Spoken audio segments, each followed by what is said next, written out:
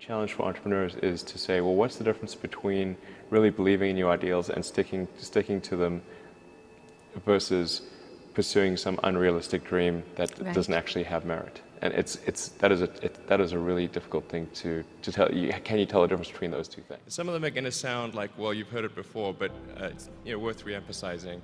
I think the first is you need to work, depending upon how well you want to do, and particularly if you're starting a company, you need to work super hard. So what does super hard mean? Well, when my brother and I were starting our first company, instead of getting an apartment, we just rented a small office and we slept on the couch. And we showered at the YMCA, and we're so hot up we had just one computer. So the website was up during the day, and I was coding at night, 7 days a week, all the time. And I sort of briefly had a girlfriend in that period, and in order to be with me, she had to sleep in the office. So work hard, like every waking hour. That's the thing I would say, particularly if you're starting a company. And I mean, if you do simple math, you say like, okay, if somebody else is working 50 hours and you're working 100, you'll get twice as much done in the course of a year as the other company. The other thing I'd say is that if you're creating a company or if you're joining a company, the most important thing is to attract great people. So either join a group that's amazing, that you really respect, or if you're building a company, you've got to gather great people. I mean, all a company is a group of people that have gathered together to create a product or service. And so depending upon how talented and hardworking that group is, and the degree to which they are focused cohesively in a good direction, that will determine the success of the company. So do everything you can to gather great people if you're creating a company. Then I'd say focus on signal over noise. A lot of companies get confused. They spend money on things that don't actually make the product better. So, for example, at Tesla, we've never spent any money on advertising. We put all of the money into R&D and manufacturing and design to try to make the car as good as possible. And I think that's the way to go. So, for any given company, just keep thinking about, are these efforts that people are expending, are they resulting in a better product or service? And if they're not, stop those efforts. And then the final thing is to sort of don't just follow the trend. So you may have heard me say that it's good to think in terms of the physics approach of first principles, which is, rather than reasoning by analogy, you boil things down to the most fundamental truths you can imagine, and you reason up from there. And this is a good way to figure out if something really makes sense, or if it's just what everybody else is doing. It's hard to think that way. You can't think that way about everything. It takes a lot of effort. But if you're trying to do something new, it's the best way to think. And that framework was developed by physicists to figure out counterintuitive things like quantum mechanics. So it's really a powerful method.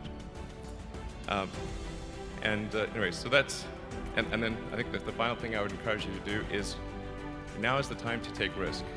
You don't have, you don't have kids.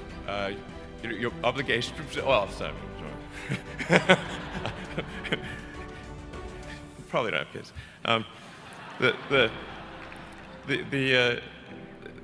But as you get older, your obligations increase. So and once you have a family, you start taking risk not just for yourself, but for your family as well. It gets much harder to do things that might not work out. So now is the time to do that before you have those obligations. So I would encourage you to take risks now. Do something bold. You won't regret it. Thank you. I think certainly being focused on something that you're confident will have high value to someone else, and just being really rigorous in making that assessment, because people tend to, a natural human tendency is wishful thinking. So a challenge for entrepreneurs is to say, well, what's the difference between really believing in your ideals and sticking to them versus pursuing some unrealistic dream that doesn't actually have merit? And that is a really difficult thing to tell. Can you tell the difference between those two things? Right. You know? So you need to be sort of very rigorous in your self-analysis. I think certainly extremely tenacious, and then just work like hell. I mean, you just have to put in, 80 to 100 hour weeks every week. Gosh. And It's then a lot of work. all those things improve the odds of success. Okay. I mean, if other people are putting in 40-hour work weeks and you're putting in 100-hour work weeks, then even if you're doing the same thing, you know that in 1 year you will achieve what they achieve. You will achieve in 4 months what it takes them a year to achieve. And then I think it's also important to reason from first principles rather than by analogy. So the normal way that we conduct our lives is we reason by analogy. We're doing this because it's like something else that was done, or it's like what other people are doing. Me Too type ideas. Yeah, Slight iterations yeah. on a theme, and it's because it's kind of mentally easier to reason by analogy rather than from first principles. But by first principles is kind of a physics way of looking at the world, and what that really means is you kind of boil things down to the most fundamental truths, and say, okay, what are we sure is true, or as sure as possible is true, and then reason up from there. That takes a lot more mental energy. Give me an example of that. Like, what's one thing that you've done that on that you feel has worked for you? Sure. So somebody could say, in fact people do, that battery packs are really expensive and that's just the way they'll always be, because that's the way they've been in the past. You're like, well, no, that's pretty dumb, because if you applied that reasoning to anything new, then you wouldn't be able to ever get to that new thing. Right. It's like you can't say, oh, horses, nobody wants a car because horses are great and we're used to them and they can eat grass and there's lots of grass all over the place, and there's no gasoline that people can buy, so people are never gonna get cars. Right. People did say that, and for batteries, they would say, oh, it's going to cost, historically it's cost $600 per kilowatt hour, and so it's not going to be much better than that in the future. And you say, no, okay, well, what are the batteries made of? So first principles would be to say, okay, what are the material constituents of the batteries? What is the spot market value of the material constituents? So you can say, okay, it's got cobalt, nickel, aluminum, carbon, and some polymers for separation, and a steel can. So break that down on a material basis and say, okay, what if we bought that in the London Metal Exchange, what would each of those things cost? Like, oh, geez, it's like $80 per kilowatt hour. So clearly, you just need to think of clever ways to take those materials and combine them into the shape of a battery cell, and you can have batteries that are much, much cheaper than anyone realizes. Generally, starting a business, I'd say number one is have a high pain threshold. That's it. There's a friend of mine who's got a good saying, which is that starting a company is like eating glass and staring into the abyss. Okay, that's generally what happens, because when you first start a company, there's lots of optimism and things are great, and then so happiness at first is high. Then you encounter all sorts of issues, and happiness will steadily decline, and then you'll go through a whole world of hurt. And then eventually, if you succeed, and in most cases you will not succeed, and Tesla almost didn't succeed, came very close to failure. Then if you succeed, then after a long time you will finally get back to happiness. I think two is you've got to make sure that whatever you're doing is a great product or service. It has to be really great. And I go back to what I was saying earlier, where if you're a new company, I mean, unless it's like some new industry or new market that, if it's an untapped market, or then you have more ability to,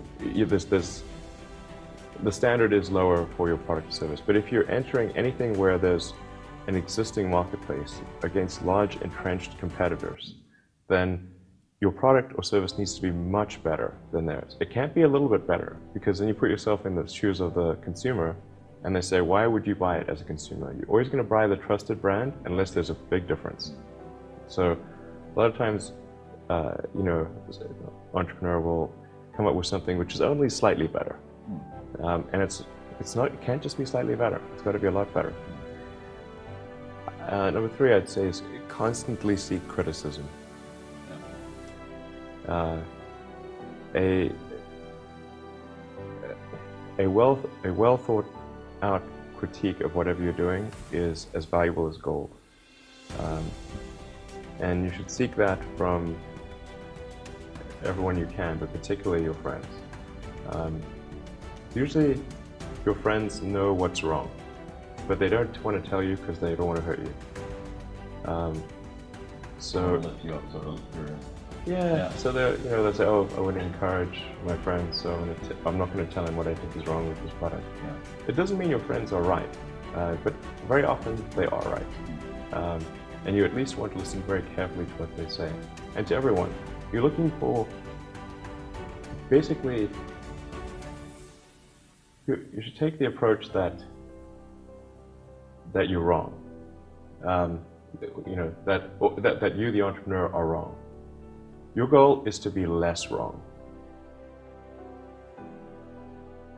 I think successful entrepreneurs probably come in all sizes, shapes, and flavors. I'm not sure there's any one particular thing.